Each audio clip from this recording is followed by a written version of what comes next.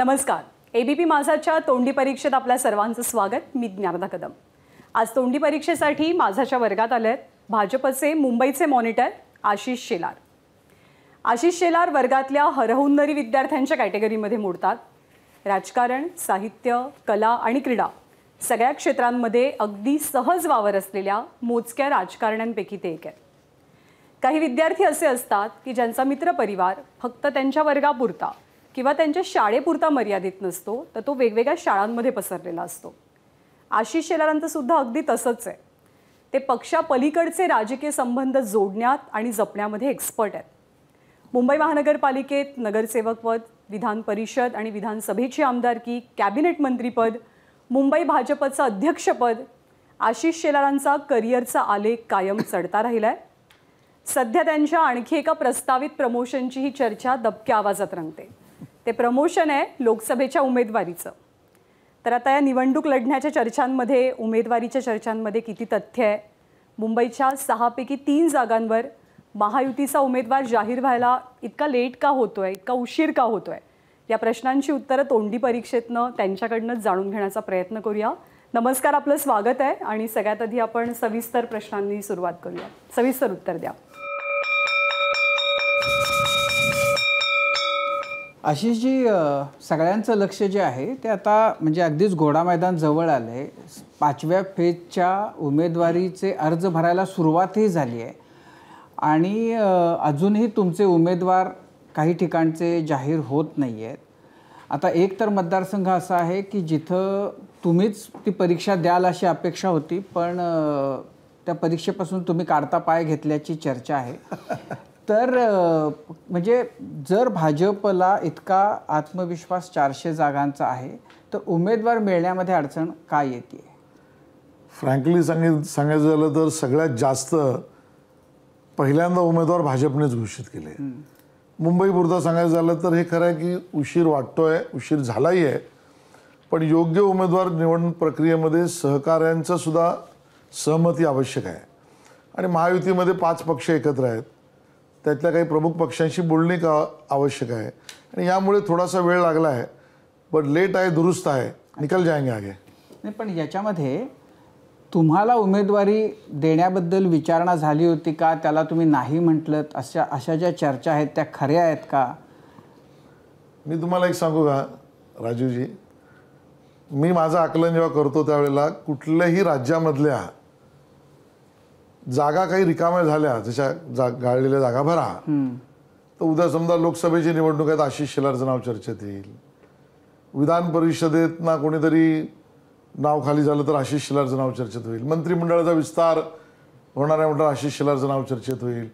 त्यामुळे चर्चेत माझं नाव येत राहतं, हेच माझं गिमिक आहे आणि त्याचा मला आनंद आहे.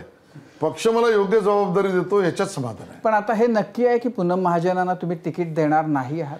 नाही, आमचं म्हणजे व्यक्तिगत माझंही मत आहे, पक्षात महाराष्ट्रातल्या सर्व नेतृत्वाचं हेच मत आहे. आम्ही ते मांडलंही आहे की पूनमताईंनी कामही केलं आहे, 10 वर्षात आम्ही त्यांच्याबरोबर काम करतो आणि त्यांना उमेदवारी दिली तर ते आम्हाला आवडेल. पण अंतिम निर्णय हा महाराष्ट्राच्या कोर कमिटी आणि केंद्राचे CEC हा निर्णय घेते, तो ते घेतील असं माझं मत आहे. आता अशी स्थिती आहे की मुंबईमध्ये कित्येक म्हणजे जवळपास निम्मे मतदारसंघ असे आहेत की जिथले तुमचे उमेदवार जाहीर झाले नाही आहेत महायुतीचे. तर इतकं उशीर करण्यामुळे जे नुकसान आहे तर त्याची तुम्ही मानसिक तयारी ठेवली आहे? बघा ना, मुळात आता मला सांगा, उत्तर मुंबईमध्ये महाविकास आघाडीचा उमेदवार कुठे घोषित झाला? उत्तर मध्यमध्ये तो आज झाला. त्यामुळे आमच्याचकडनं उशीर झाला असं नाही. पण आता त्यांचे ऑलमोस्ट सगळे झाले नाही ना, अजूनही उत्तर मुंबईला नाही झाला. उत्तर मुंबई सोडून बाकीचे झाले, पण तुमचे असं आहे की तुमचा दक्षिण मुंबईचा नाही झाला, उत्तर मध्यचा नाही झाला, उत्तर पश्चिमचा नाही झाला. तर हा जो विलंब आहे कुणाचाही असेल तर त्यांना नुकसान होत. तुमच्या या मताशी मी सहमत आहे की थोडा आधी झाला असता तर फायदा झाला असता, त्याचा उपयोग झाला असता. पण कधी कधी चर्चेत एकमेकाला पक्ष म्हणून सुद्धा त्या ठिकाणी कन्व्हिन्स करण्यामध्ये कुठला पक्ष जिंकेल, मग कुठल्या पक्षातला कुठला उमेदवार जिंकेल, मग त्या पक्षाला कुठला दुसरा पक्ष नीट मदत करण्याची शक्यता जास्त आहे. या शक्यतांच्या पडताळणीला थोडा उशीर झाला. पण आमच्याकडे सगळ्यात मोठी स्ट्रेंथ जी आहे ना, ती संघटना आहे की बूथ, पन्ना प्रमुख, शक्ती केंद्र, सुपर वॉरियर अशा वेगवेगळ्या स्तरावर असलेल्या संघटनेच्या बैठका, संघटनेला गरम करणं, संघटनेला धावायला लावणं, या सगळ्याचा अभ्यास आमचा उमेदवारासाठी थांबलेला नाही आहे. तो सातत्याने चालू आहे. उमेदवार येत नसल्यामुळे या अभ्यासाला आम्ही टाळं लावलेलं नाही आहे. पण याच्यामध्ये जर इतकी तयारी आहे तर मुळातच तुम्ही 3 पक्षांचं म्हणजे 3 मोठे पक्ष एकत्र येऊन सरकार बनलं, त्याच्यामुळं आज उमेदवारी देताना म्हणजे सगळ्यांचीच दमछाक होती आहे, कोणतरी नाराज होते, रागवून रुसून बसतायत. या सगळ्यामध्ये कमी म्हणून की काय तुम्ही तुमचे मित्र असलेल्या राज ठाकरे आणि मनसेंना घेऊन आलात त्याच्यामध्ये तुमच्या महायुतीमध्ये, तुम्हाला नेमकं त्यांचं काय करायचं आहे? म्हणजे तुम्हाला त्यांना तर असं ते असं तोंडाला पाणी काहीतरी असं दाखवत, गाजर दाखवत तुम्ही घेऊन आलात आणि नंतर त्यांना काहीच नाही, तर ह्याच्या मागची स्ट्रॅटेजी काय आहे? मनसेचं तुम्हाला काय करायचं? माझे मित्र आहेत, आपले मित्र आहेत. तुम्हालाच मी विचारतो, का होते असं कुठल्या गाजराला भुलणारे आहेत का? ते असं दाखवत दाखवत पुढे येऊ शकतात असे आहेत का? तुम्हाला त्यांचं करायचंय काय? मुळामध्ये आम्हाला काय करायचं याच्यापेक्षा ते आमच्याबरोबर आल्याचा आम्हाला आनंद आहे. राज ठाकरे या राज्यामधले का प्रमुख नेत्यांमधले प्रमुख नेते आहेत. त्यांचा स्वतःचा एक पक्ष आहे, त्यांचा एक केडर आहे, त्यांचा एक विचार आहे. तो त्यांचा विचार यावेळेला त्यांनी मोदीजींच्या बरोबर चालवण्याची भूमिका घेतली. तो घ्यावा अशी आमची अपेक्षाही होती. ती चर्चाही झाली. त्यामुळे आता आम्ही एकत्र आलो. आत्ता लोकसभेमध्ये ते निवडणूक लढवत नसले याचा अर्थ विधानसभा आणि पुढच्या महानगरपालिकेतल्या चर्चा संपल्या आहेत असं मानण्याचं कारण नाही. नाही नाही, तुम्ही आता लोकसभेच्या तोंडावर त्यांना घेऊन आलात तर तुम्ही काही त्यांच्या अपेक्षा असतील, तुम्ही त्यांना काय सांगून कन्व्हिन्स केलं आणि घेऊन आलात? मुळामध्ये तुम्ही मी दोघे राज ठाकरेंना ओळखतो. ते भूमिका थेट मांडतात, ते भूमिका स्पष्ट मांडतात. त्यांनी त्यांची भूमिका शिवाजी पार्कला मांडली. त्यात त्यांनी स्वतःच सांगितलं, ही आकडेवारी तडजोड, मला 1 द्या तू 2 घे, हे मला मान्यच नाही आहे. जे तुमच्या पत्त्यावर पडलं. मला असं वाटतं की जे त्यांनी जेव्हा इतकी मारामारी सुरू आहे तेव्हा जर असा नेता तुम्हाला मिळाला की मला नको, असं तो न म्हणायच्या आधी तुम्ही को आहे असं गृहीत धरून त्यांना चला याला नको आहेत असं करून बाजूला केलं. नाही, असं काही मला वाटत नाही. त्यांच्याशी आमचे संबंध व्यक्तिगत पण आहेत, राजकीय पण आहेत. त्यांनी घेतलेली भूमिका आहे, त्यांनी विचारांती घेतलेली आहे. पण आम्ही मात्र नक्की हे सांगू, त्यांनी घेतलेल्या भूमिकेमुळे आणि दिलेल्या बिनशर्त समर्थनाचा योग्य पद्धतीने परतावा येणाऱ्या काळामध्ये करण्याचीच आमची भूमिका आहे, किंबहुना तो निर्णय आहे. एकनाथ शिंदेंनी काल असंच बोलून दाखवलं की काल परवा की काही प्रमुख नेत्यांना अटक करण्याचा प्लॅन होता. तर त्याच्यामध्ये अर्थातच तुमचं नाव होतं. तर तुम्हाला ते ऐकून आता काय वाटतंय? म्हणजे अरे बापरे, आपण अटक होणार होती, आपली वाचली टळली, याचा आनंद होतोय का आपल्याला त्यावेळेला अटक बिटक झाली असती तर आपण आणखीन मोठे एक क्रांतिकारक म्हणून एस्टॅब्लिश झाली असती तर बरं झालं असतं? मला व्यक्तिशः असं वाटतं की हा जो काही सगळा प्रयोग, जो प्रयत्न त्या काळात झाला, ज्या बातम्या समोर येत आहेत, हे उद्विग्न करणार आहेत. आनंद किंवा क्रांतिकारक होण्याचा मुद्दाच नाही. राजकारणात पडलो तर राजकारणामध्ये सगळे वार सहन करायला लागतील हा विचार करूनच पडलेलो आहोत आणि त्यामुळे त्याच्यातनं मार्गही काढू. पण उद्विग्नता यासाठी होती की त्या सगळ्या काळामध्ये आम्हाला दिसत होतं 24 तास पोलिसांची खबरी, आम्ही जातोय कुठे, बसतोय कुठे, या सगळ्यांपासून आमच्यावर पाळत ठेवण्याचं काम चालू होतं. आता हे तर दिसणार होतं आमच्यावर, म्हणजे वैयक्तिक माझ्यासहित काही लोकांवर होतं.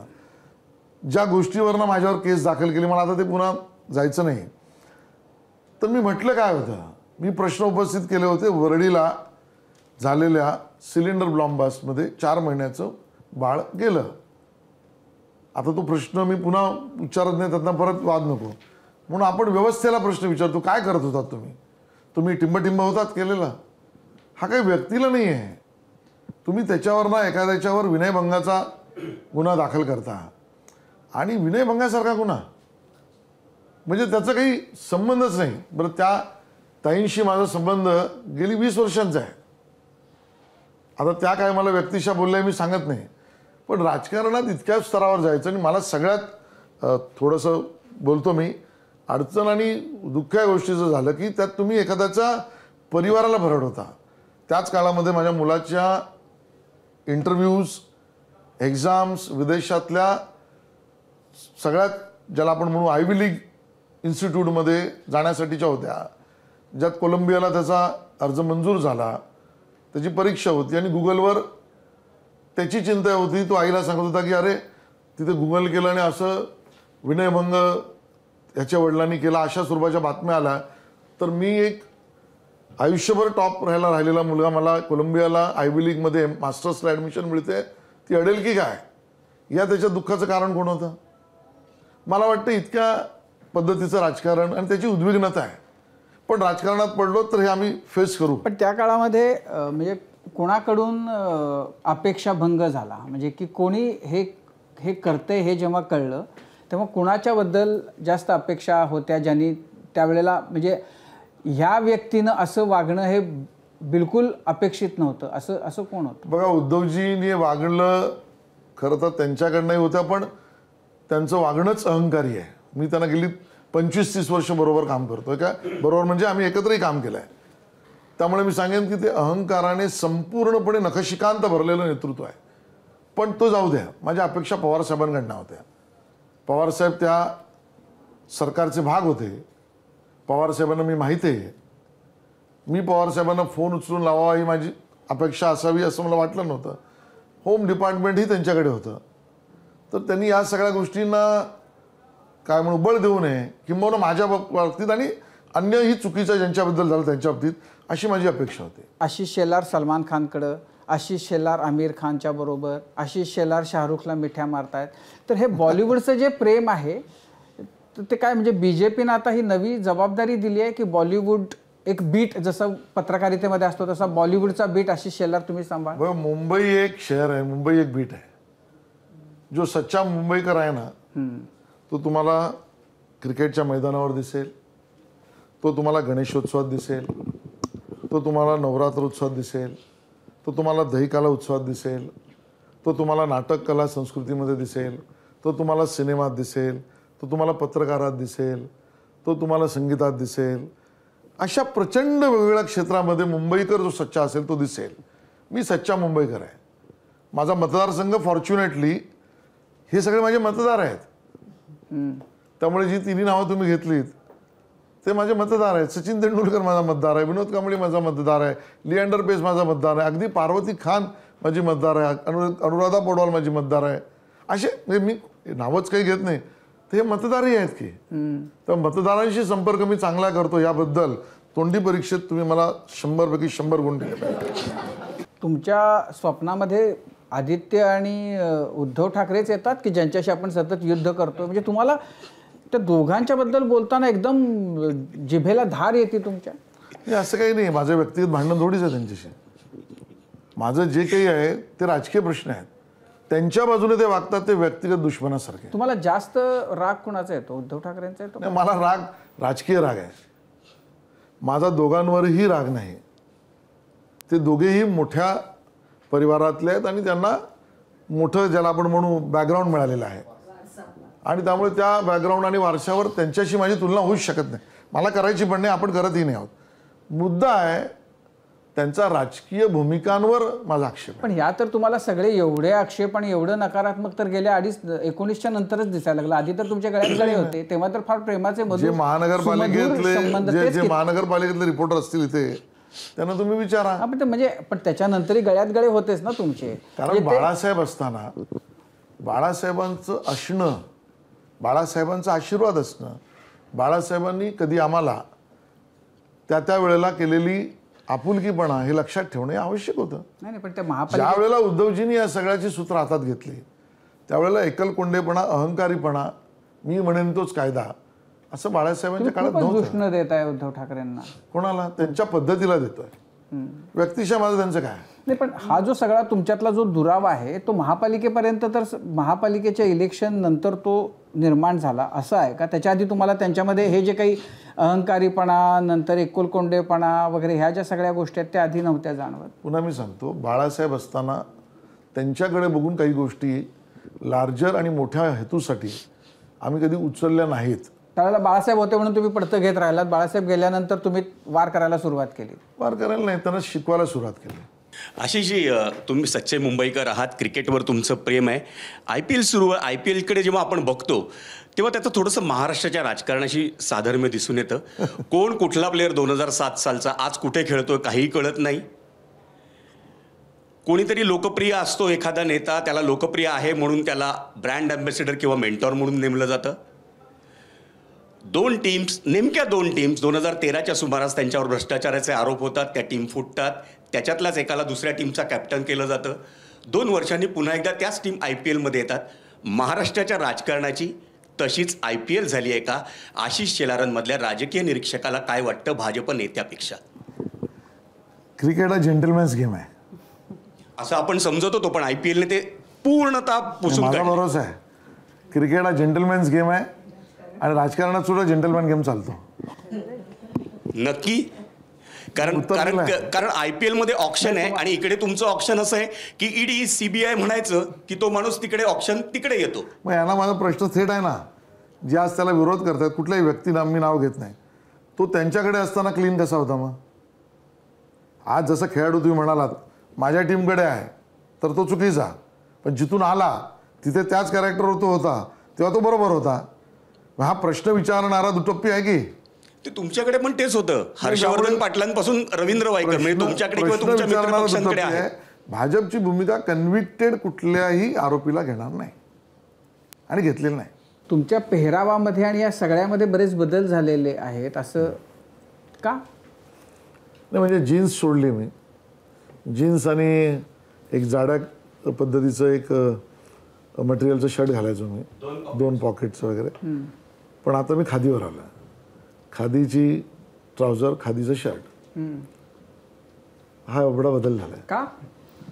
नाही खरंच सांगायचं झालं तर एकदा अमितभाईंबरोबर बसलो होतो तर अमितभाई म्हणाले जीन्स सोडतो. तर मी म्हटलं का? तर ते म्हणाले बोल रहा हूँ मैं. बोला ठीक है लेकिन कुछ कारण? बोले अच्छे विचार आएंगे, अच्छा लगेगा. आणि अमितभाई ज्या पद्धतीने मला प्रेम दिलं आहे किंवा सगळ्यांनाच देतात, त्यामुळे मी त्यांचं म्हणणं टाळत नाही. नाही सगळ्यांनाच देतात, मी त्यांचं म्हणणं टाळत नाही. मी दुसऱ्या दिवशी आलो आणि पेहराव तुम्ही जेव्हा तुमच्याबद्दल की अमित शहाचा ब्ल्यू आईड बॉय असं म्हटलं जातं तेव्हा तुम्हाला काय मोहरून यायला येतं का टेन्शन? हे सत्य नाही. याचं कारण अमितभाई सगळ्याच पदाधिकाऱ्यांवर इक्वल प्रेम करतात. हा मी अध्यक्ष असल्यामुळे मुंबईचा त्यांना भेटण्याची संधी मला जास्त वेळा मिळाली. अच्छा, मगाशी सरांनी विचारलं ते म्हणजे राज ठाकरे काय सभा घेणार आहेत, ते प्रचारामध्ये उतरणार आहेत, ते मुंबईत सभा घेणार आहेत, कधी आमची होणार अपेक्षा त्यांची आहे. सभा? नाही आमची अपेक्षा आहे, किंबहुना मागणी आहे. मला असं वाटतं ती योग्य एकनाथजी, देवेंद्रजी, अजितदादांनी ते बोलून पूर्ण करतील. पण त्यांनी सभा घेतलीच पाहिजे. तुमची अपेक्षा त्यांनी भाजपसाठी सभा घ्याव्यात अशी आहे की महायुतीतल्या सगळ्या पक्षांसाठी पण सभा त्यांनी घ्याव्यात? स्पष्ट केलं आहे की मी महायुतीतल्या पक्षांची नावं घेतली. त्यांनी भाषणाचा तो क्लिप काढा. भारतीय जनता पार्टी, शिवसेना, राष्ट्रवादी काँग्रेस, RPI यांना मी नरेंद्र मोदींसाठी समर्थन देतोय. मोदींसाठी सभा घ्याव्यात. अच्छा. ॲडव्होकेट आशिष शेलार कवी झाले आहेत. गेल्या काही दिवसापासून ट्विटरवर त्यांच्या भरपूर कविता यायला लागल्या आहेत. अचानक हे स्फुरण कुठून आलं? रामदास आठवलेंकडून? नाही मला असं वाटतं की या सगळ्या धावपळीत, या सगळ्या आरोप फैरांच्या फैरीमध्ये सुद्धा आपलेपणा टिकला पाहिजे. मी सच्चा मुंबईकर आहे, त्यामुळे आरोप पण करताना ती गझल आहे ना, जखमा अशा सुगंधी, ती जखम पण सुगंधी झाली पाहिजे. झाल्या तर काळ्या जाना, केले तर वार त्याने, तो मोगरा असावा. तर आपण मोगरा असला पाहिजे. वार पण करू पण जखमा सुगंधी असल्या पाहिजेत. मार्क नाही, मी 8 किंवा 8.5 देणार होतो पण ती पूर्ण जखमा अशा सुगंधी म्हटल्यामुळे त्यामुळे 9. यानंतर तुम्हाला एका वाक्यात उत्तर द्यायची आहेत. सो एका वाक्यात उत्तरांसाठी कोणते प्रश्न आहेत आशिष शेलारांसाठी आपण पाहूया. भाजप आणि शिवसेनेची 1989 पासून युती होती आणि तुम्ही दोघं मिळून सगळ्या लोकसभेच्या निवडणुका आतापर्यंत लढवत आलात. ही 2024ची पहिली निवडणूक आहे की तुम्ही दोघे एकमेकांच्या विरोधात आहेत. तर यावेळी भाजपला तेवढा सहज विजय मिळेल शिवसेनेत साथ नसताना? पहिल्यांदा तर आम्ही पहिल्यांदा एकमेकाच्या विरोधात लढत नाही आहोत. 14लाही लढलो, 17लाही लढलो आणि आता 24ला लढतोय.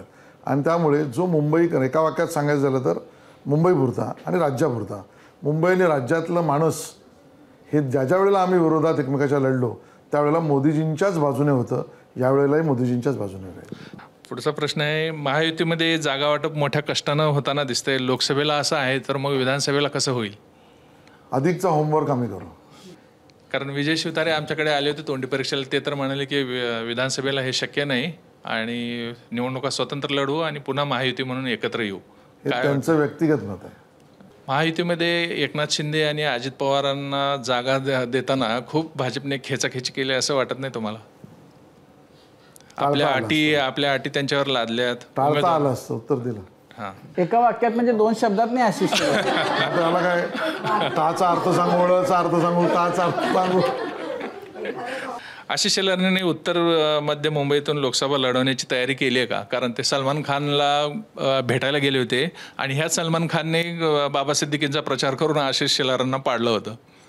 मी सलमान खान यांना निवडणूक प्रचार, माझी उमेदवारी किंवा मला लढायचं आहे या कुठल्याही विषयासाठी भेटायला गेलो नव्हतो. स्नेहभोजनासाठी गेलो होतो. किती मार्क आहेत? 8 पर्यंत. 8. कंजूशी करू नका.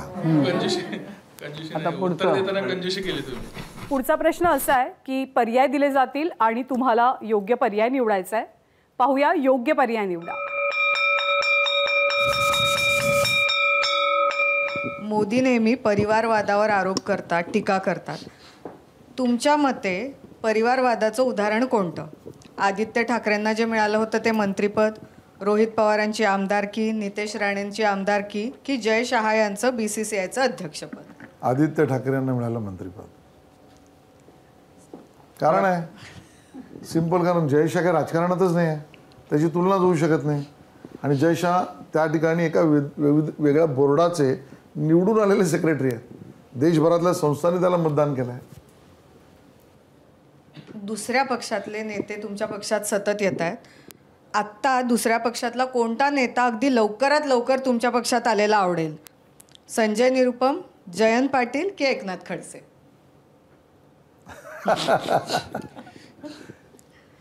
एकनाथ खडसे. पर्याय निवडायचा आहे. एकनाथ खडसे. कधी येतो पक्षप्रवेश तुम्हाला? मला वाटतं केंद्र देवेंद्रजी आणि त्यांचं बोलणं चालू आहे, लवकरच होईल.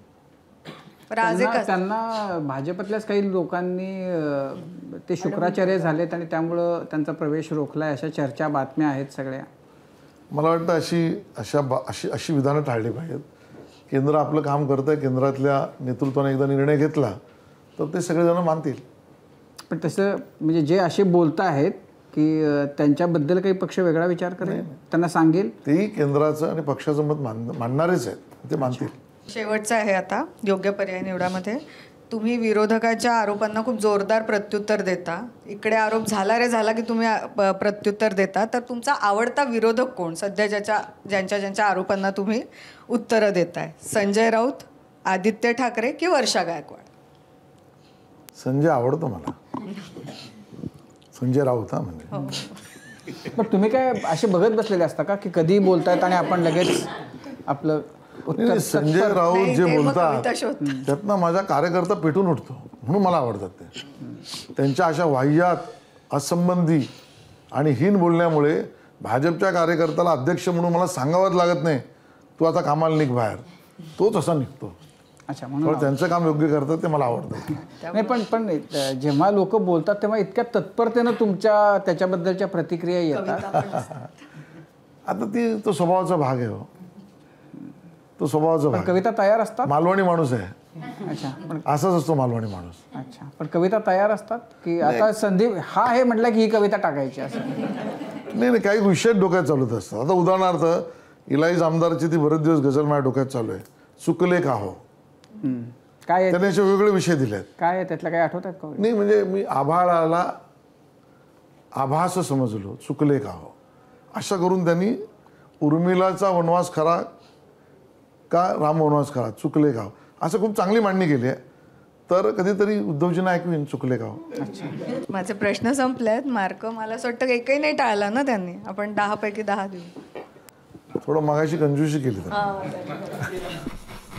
आशिषजी, एक वाक्य दिलं जाईल आणि तुम्हाला त्याचा कल्पना विस्तार करायचा आहे.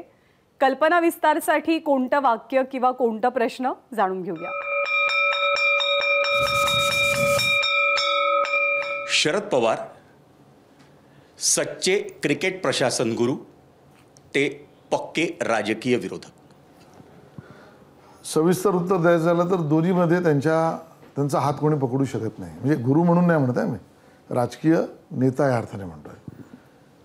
सच्चे क्रिकेट प्रशासक याच्यामध्ये म्हणजे तुमच्याच पद्धतीने 10 पदे मार्क द्यायचे तर त्यांना 10 पदे 10 दिलेच पाहिजेत. इतकं काम त्यांनी क्रिकेट प्रशासनामध्ये केलं आणि तसं निष्पक्षपणे केलं आहे. तसं त्यात स्वतः कुठल्याही विषयात पार्टी बनले नाहीत. म्हणजे अगदी सिलेक्शन ते अजून बाकी सगळ्या विषयात त्यांनी उभ्या केलेल्या मुंबई क्रिकेट असोसिएशनच्या वास्तू असतील, त्यांनी उभ्या केलेल्या मुंबई क्रिकेट असोसिएशनला सलग रिकरिंग इन्कम मिळणाऱ्या व्यवस्था असतील, अगदी ICCचे चेअरमन म्हणून सुद्धा त्या काळात त्यांना मिळालेला ऑनररियम मानधन याची त्यांनी केलेली स्कॉलरशिप असेल मुंबईतल्या क्रिकेटर्ससाठी, या सगळ्या गोष्टी अतुलनीय आहेत. मला वाटतं त्या मानायलाच हव्यात. म्हणून क्रिकेट प्रशासक म्हणून त्यांनी केलेलं काम हे प्रशंसनीय आहे. पण त्यापेक्षा पुढचा टप्पा हा जय शहांनी गाठला आहे. हे मला मुद्दामून यासाठी सांगायचं आहे BCCIमध्ये की त्यांनी प्रशासक म्हणून काम केलं, पण त्याला वाढवण्यासाठी आणि नवीन व्यवस्था उभा करण्याच्या मध्ये, जसं वुमन्स प्रीमियर लीग असेल, महिलांना त्या ठिकाणी मिळणारं मानधन हे पुरुष क्रिकेटर्स एवढं असेल, अशा सगळ्यांमध्ये जयशांनी केलेलं काम हे त्याच्यापेक्षा उजवं दिसतंय. पण पवारांबद्दल अतुलनीय आणि प्रशंसनीय काम त्यांनी केलं आहे. राजकीय पक्ष म्हणून म्हणाल तर पवारांनी राजकारणच केलं की. माझं म्हणणं आहे की त्यांच्याकडनं शिकलं पाहिजे काही गोष्टी. त्यात राजकारण सतत प्रत्येक गोष्टीत राजकारण केलं पाहिजे. पुण्यात गेल्यावर ही पगडी खरी का ती पगडी खरी, शेतीत गेल्यावर राजू शेट्टींची शेती खरी, जैनांची खरी का माझी खरी, अशी त्यांची सगळ्याच गोष्टीत राजकारण आहे. आणि त्यामुळे मी माझ्या लोकांना, तुमच्याच चॅनेलला ते म्हणाले की शिवसेनेला भाजपपासून वेगळं होण्याची माझी भूमिका पहिल्या दिवसापासून होती. आता ह्या शिवसेनावाल्यांना उभाटाचे कळत नाही, तो भाग वेगळा, पण ते स्पष्टच बोलून गेले. आणि त्यामुळे अशा सगळ्या गोष्टीत राजकारणाचा विचार करायचा, दूरगामी करायचा, त्याचा फळ मिळेपर्यंत एक त्याला पेशन्स म्हणू तो ठेवायचा. या सगळ्या गोष्टी राजकारणाचा भाग आहेत ना, त्या बघून शिकण्यासारख्या काही आहेत. असं नेमकं काय झालंय की मुंबई क्रिकेटच्या निवडणुकीत शरद पवारांच्या हातात हात देणारे आशिष शेलार सध्या शरद पवारांवर जास्त तोफ टाकताना दिसतात? नाही, मला वाटतं राजकारण वेगळं आहे आणि क्रिकेट वेगळं आहे. पवारसाहेबांचं मुंबई क्रिकेट असोसिएशनमधला योगदानात हा एक भाग आहे की त्यांनी राजकीय पक्ष MCAमध्ये कधी नाही आणले.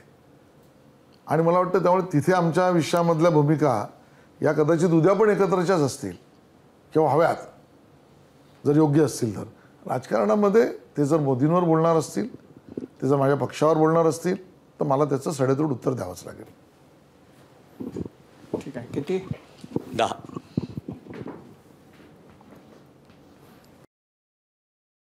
म्हणून की मध्यंतरी जेव्हा आदित्य ठाकरेंच्या घराणेशाहीवरती प्रश्न उपस्थित झाले तेव्हा उद्धव ठाकरेंचं एक स्टेटमेंट होतं की अमित शहांच्या पुत्रप्रेमामुळे भारत वर्ल्ड कप हरला.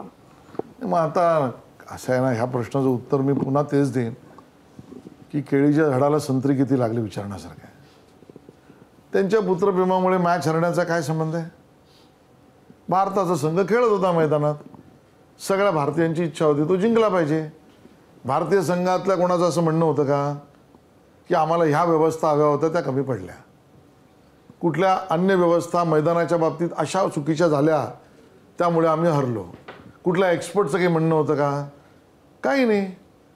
केवळ टला ट फला फ लावायचं, आरोपाला आरोप करायचं उद्धवजींची पद्धत आहे. त्याचं लोकांमध्ये काहीही स्थान नाही.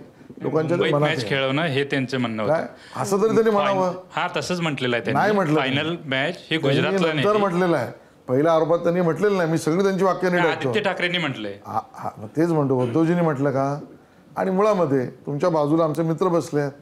इंटरनॅशनल क्रिकेट वर्ल्ड कपचं टाइम टेबल कुठे ठरतं? त्याचं ज्ञान थोडं उद्धवजींनी घ्यावं ना. आणि ते कधी ठरतं, ते किती महिन्याआधी ठरतं, त्याची कमिटी कधी बसते, त्याच्या व्हिजिट्स कधी होतात, त्यांची मार्किंग सिस्टीम काही होते, त्याच्या टेस्ट होतात, त्याच्या प्रेक्षकांच्या गॅलरीच्या टेस्ट होतात, सॉईलच्या टेस्ट होतात, त्या प्रत्यक्ष पिचच्या टेस्ट होतात. काही ज्ञान नाही हो यांना. म्हणून हे फसवणारी फ्रॉड लोक आहेत, यांच्यावर मी बोलत राहतो. पुढचा थोडासा ट्रिकी भाग आहे. तुम्हाला थोडा स्मरणशक्तीला ताण द्यावा लागणार आहे. कोण कोणास म्हणाले त्याची उत्तरं द्यायची आहेत. पाहूया काय प्रश्न आहेत कोण कोणास म्हणालेसाठी. चाहे तो शामियाना बनाने का हम करते हैं खर्चा, होने दो चर्चा. संजय राऊत टाईप कोणतरी म्हणाला असेल. तुम्हीच म्हणाला उद्धव ठाकरेंना. नाही, तो विषय वेगळा आहे. ती अख्खी कविता आहे. ती अख्खी कविता म्हणा तुम्ही. तो त्या खर्चा आणि मोर्चाचा विषय होता. त्याच्यातला आहे. पण हा उत्तर आणि प्रश्न जो आहे हा संजय राऊत टाईपला दिला पाहिजे. आता त्यामुळं ना यापुढं कोण कोणास म्हणाला जरा सांभाळू ना, या टाईप त्या टाईप ते तुमचंच असू शकतं. नाचता येईना अंगण वाकडं ही तुझी स्थिती. नाचता येईना अंगण वाकडे तुझी स्थिती. पास करतो मी. भास्कर जाधव तुम्ही विधानसभेत बोलला होता. नाही तो तर रागात बोललेल्या गोष्टी तुम्ही असं काढाल. आशिष शेलारांना देवेंद्र फडणवीसांनी मर्यादित करून टाकलंय. शिवसेनेचंच कोणतरी बोललं असेल. सुषमा अंधारे म्हणाले. नाही, ह्याच्यातले उत्तर मला नाही देता आले. निवडणुका आल्या की नाक्यावर सभा घेणार ही माणसं. मला माहिती आहे, पण मी पास करतो. कारण मला हे सिद्ध करायचं आहे, कोण कोणाच बोलले लक्षात ठेवून मी राजकारण करत नाही. त्यावेळेला जे वाटतं ते करतो. बरं, हे कोण म्हणालं होतं? राज ठाकरे म्हणाले. तुम्ही असं करता? राज ठाकरे म्हणाले तसं? नाही, ते कोण म्हणाले त्याचं उत्तर हो, पण मी दिलं ते जे नाही. म्हणाले ते तसं काय म्हणाले? आशिष शेलार, तुम्ही निवडणुका आल्या की नाक्या नाक्यावर सभा घेता फक्त? असं काही लोकांना वाटतं, ठीक आहे ना. पण त्यातलं वास्तव काय आहे? तुम्ही घेता की नाही घेत? घ्यायलाच पाहिजेत, का नाही घ्यायच्या? अच्छा, मग ते राज ठाकरे म्हटल्यामुळे तुम्हाला त्यात रस नाही आहे आता? नाही, मी उत्तर दिलं नाही, मी पास म्हटलं. आता याच्यात काय देणार? त्याच्यात काहीच शून्य. नाही. शून्य. कारण महाराष्ट्रासमोर जाऊ दे हे लक्षात न ठेवणार आहे की नाही. आशीष जी, कांग्रेस की लूट जिंदगी के साथ भी जिंदगी के बाद भी, कोण म्हणालं? कोणाला म्हणालं? मोदीजी म्हणाले. आता हे लक्षात ठेवलं. ते मंगळसूत्राच्या बद्दलचं शून्य काढा ना. ते मंगळसूत्राच्या बद्दल की म्हणजे मंगळसूत्र, आता तुमच्या घरातली मंगळसूत्र पण काढून घेतील, कोण म्हणालं? नाही, खऱ्या अर्थाने हे जे मोदीजींनी मांडलेला विषयच आहे ना, तो जनतेसमोर गेलाय, लोकांना लक्षात. ते मोदीजींचं उत्तर दिल्यावर कोणीच कोणा म्हणाले बदलणार नाही तुम्ही. बरं, ठीक आहे, चला. त्याचे हेडमास्तरांचं लक्षात ठेवलं त्यांनी. काय हेडमास्तर ते ठीक आहे, मग त्याच्यामध्ये मग त्यांना 4 मार्क द्या त्याचे. कोण कोणास म्हणाले? हां, ठीक आहे ना. ठीक आहे. शेवटचा भाग आपल्या परीक्षेतला संदर्भासहित स्पष्टीकरण. तर प्रश्न काय आहेत संदर्भासहित स्पष्टीकरणसाठी आपण पाहूया. संदर्भासहित स्पष्टीकरण. तुम्ही कविता करता म्हणून एक संदर्भ देतो आशिषजी तुम्हाला. यांना भ्रष्टाचाराचा भस्म्या झाला या. पण म्हणजे याच्यामध्ये ठीक आहे, म्हणजे आम्ही आरोप केला तर त्याच्यावर उत्तर कोणी ना कोणी देईलच. पण याचं काही तथ्यच नाही ना. जर केंद्र सरकार म्हणून म्हणत असेल, महाराष्ट्रातला त्याच्या सरकार संदर्भात असेल, व्यक्तिगत समजा माझ्या किंवा अन्य कुठल्या नेत्याच्या संदर्भात असेल, तर टला टच लावण्यासारखं आहे की भला भ्रष्टाचाराचा भस्म्या झाला असं म्हणण्यासारखं आहे. याच्याबरोबर पुढे मागे काहीतरी असलं पाहिजे की. आणि तो संदर्भहीन अशा आरोपाला लोकांमध्ये काही टिकावं लागत नाही हो. आणि त्यामुळे ह्या 4 गोष्टी तुम्ही केल्या नाहीत किंवा चुकीच्या केल्यात किंवा या अशा टाळल्या असतात तर बरं झालं असतं, किंवा तुम्ही भ्रष्टाचारासाठी केलात असा कुठलाही संदर्भ नसलेला ह्या गोष्टी आहेत. त्यामुळे याचा संदर्भ जनता लक्षातच घेणार नाही. पुढचा संदर्भासहित स्पष्टीकरणाचा प्रश्न आहे. आशिष शेलार फ्रस्ट्रेशनमध्ये त्यांना थेरपीची गरज.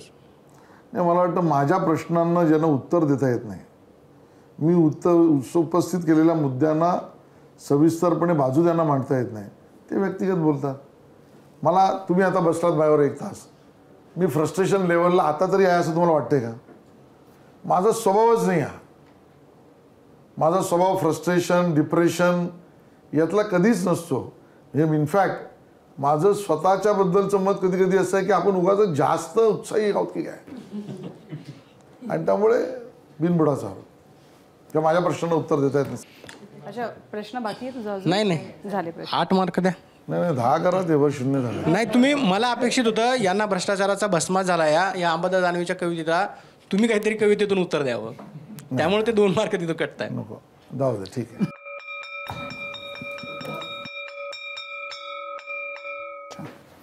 तर आशिषजी, माझाच्या तोंडी परीक्षेत 60 पैकी 49 गुण मिळून तुम्ही उत्तमरित्या उत्तीर्ण झालात, त्याबद्दल अभिनंदन.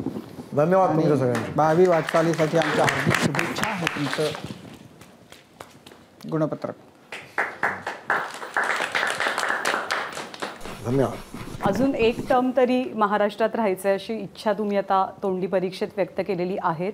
त्या सगळ्या जबाबदाऱ्या पेलण्यासाठी, पार पाडण्यासाठी शुभेच्छा. आशिषजी, तुम्हाला म्हणजे असं कुठलाच राजकारणी त्याचं उत्तर देत नाही, पण तुम्हाला काय व्हायला आवडणार आहे? म्हणजे महाराष्ट्रात मुख्यमंत्री, केंद्रात मंत्री, केंद्रात पंतप्रधान?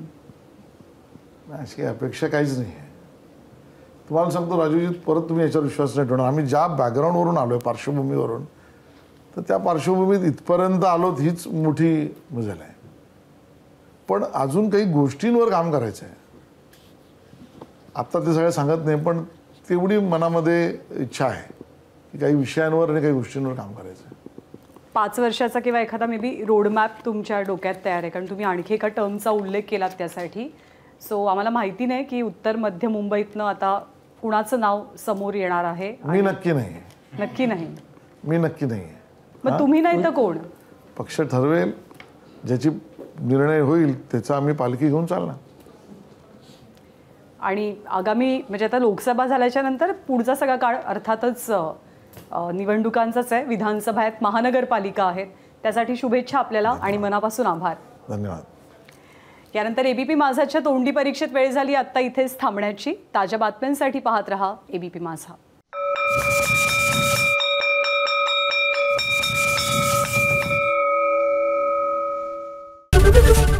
एबीपी माझा, उघडा डोळे बघा नीट.